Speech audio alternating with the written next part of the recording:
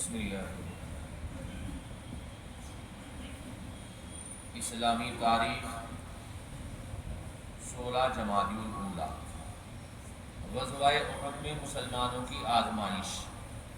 غزوہ احد میں مسلمانوں نے بڑی بہادری سے مشرکین مکہ کا مقابلہ کیا، جس میں پہلے فتح ہوئی، مگر بعد میں ایک چوک کی وجہ سے، ایک بھول کی وجہ سے ناکامی کا سامنا کرنا پڑا۔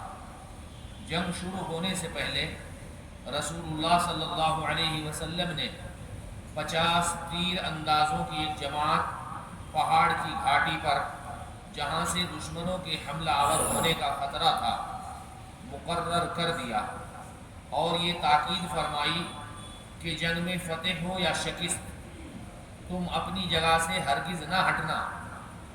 جب مسلمانوں کو شروع میں فتح ہوئی تو کافروں کو بھاگتا ہوا دیکھ کر یہ لوگ بھی اپنی جگہ سے یہ سمجھ کر ہٹ گئے کہ اب جنگ ختم ہو چکی، کیوں نہ ہم بھی مال غنیمت جمع کرنے میں اپنے بھائیوں کی مدد کریں۔ ان کے امیر حضرت عبداللہ بن جبیر رضی اللہ تعالیٰ عنہ نے بار بار روکنے کی کوشش کی،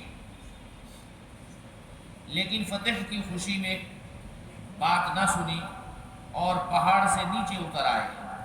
حضرت خالد بن ولید رضی اللہ تعالیٰ عنہ، جو اس وقت مسلمان نہیں ہوئے تھے اور کفار کی طرف سے لڑ رہے تھے، جب اس جگہ کو خالی دیکھا تو پیچھے سے حملہ کر دیا۔ ادھر مسلمان بے فکر تھے، بالآخر بھاگتے ہوئے مشرکین پلٹ کر مسلمانوں پر ٹوٹ پڑے۔ اچانک حملہ ہونے کی وجہ سے کفار کے بیچ میں آ گئے، جس کی وجہ سے 70 مسلمان شہید ہوئے۔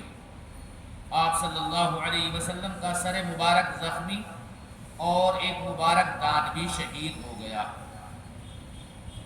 اللہ کی قدرت۔ ناک قدرت الہی کی نشانی۔ انسان کے چہرے پر ناک دیکھو، اللہ تعالیٰ نے بیچ چہرے پر کس خوبصورتی کے ساتھ اس کو بلند کیا، جس سے چہرے کی رونق بڑھ جاتی ہے اور چہرہ خوبصورت و خوشنما معلوم ہوتا ہے۔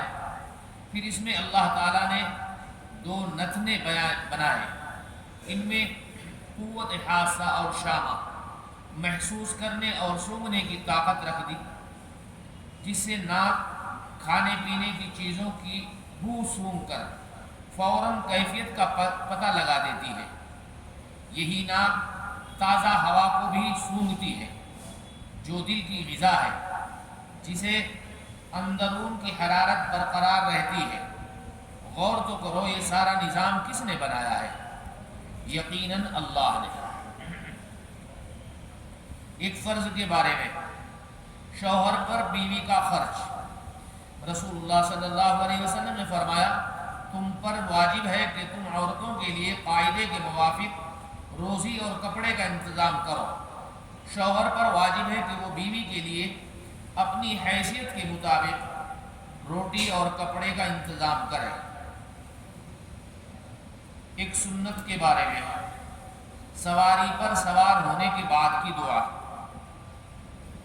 رسول اللہ صلی اللہ علیہ وسلم جب سفر کا ارادہ کرتے اور سواری پر بیٹھ جاتے تو 3 مرتبہ تکبیر اللہ اکبر فرماتے اور یہ دعا پڑھتے، سبحان الذی سخر لنا ھذا وما كنا له مقرنین وَإِنَّا إِلَىٰ رَبِّنَا لَمُنْقَلِبُونَ۔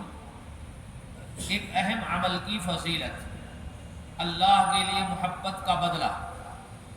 رسول اللہ صلی اللہ علیہ وسلم نے فرمایا، اللہ تعالیٰ قیامت کے دن فرمائے گا، میری عصمت کی وجہ سے آپس میں محبت کرنے والے لوگ آج کہاں ہیں؟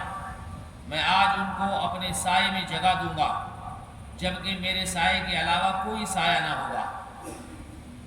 ایک گناہ کے بارے میں، پڑوسی کو تکلیف دینا۔ رسول اللہ صلی اللہ علیہ وسلم نے فرمایا، جس نے اپنے پڑوسی کو تکلیف دی اس نے مجھے تکلیف دی، اللہ اکبر، اور جس نے مجھے تکلیف دی اس نے اللہ کو تکلیف دی۔ ہم تو اپنے پڑوسی کو تکلیف دینے میں سب سے آگے رہتے ہیں، اس کے لیے خیر کا سوچنے سے بڑھ کر تکلیف دینے کا سوچتے ہیں، تو جو تکلیف دیتا ہے اپنے پڑوسی کو گویا کہ اس نے اللہ کو تکلیف دی، اور جس نے اپنے پڑوسی سے جھگڑا کیا اس نے مجھ سے جھگڑا کیا، اور جس نے مجھ سے جھگڑا کیا تو اس نے اللہ تعالیٰ سے جھگڑا کیا۔ اللہ دنیا کے بارے میں، دنیا کی رغبت کا خوف، رسول اللہ صلی اللہ علیہ وسلم نے فرمایا میں تم سے پہلے جانے والا ہوں اور میں تم پر گواہ ہوں، تم سے ملنے کی جگہ حوض ہوگی اور اب میں یہاں کھڑے ہو کر اسے دیکھ رہا ہوں، مجھے اس بات کا اندیشہ نہیں کہ تم میرے بعد شرک کرو گے، مگر اس بات کا ڈر ہے کہ تم کہیں دنیا میں رغبت نہ کرنے لگو، تمہارے دلوں کے اندر دنیا کی محبت نہ پڑ جائے زیادہ۔ آخرت کے بارے میں، جنت کے خادم، قرآن میں اللہ تعالیٰ فرماتے ہیں شراب کے جام لے کر جنت والوں کی خدمت میں ایسے لڑکے دوڑتے پھریں گے جو ہمیشہ لڑکے ہی رہیں گے، بوڑھے نہیں ہوں گے۔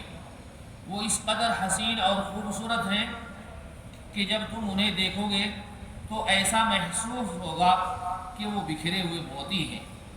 جب تم اس جگہ کو دیکھو گے تو بکثرت نعمت اور بڑی سلطنت دکھائی دے گی۔ طب نبوی سے علاج، معتدل غذا کا استعمال، رسول اللہ صلی اللہ علیہ وسلم کھجور کے ساتھ کھیرے کھاتے تھے، کنکڑی۔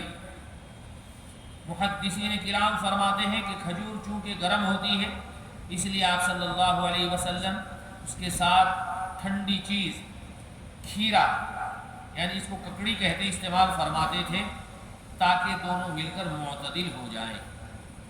سبحان اللہ بحمدہ، سبحانک اللہم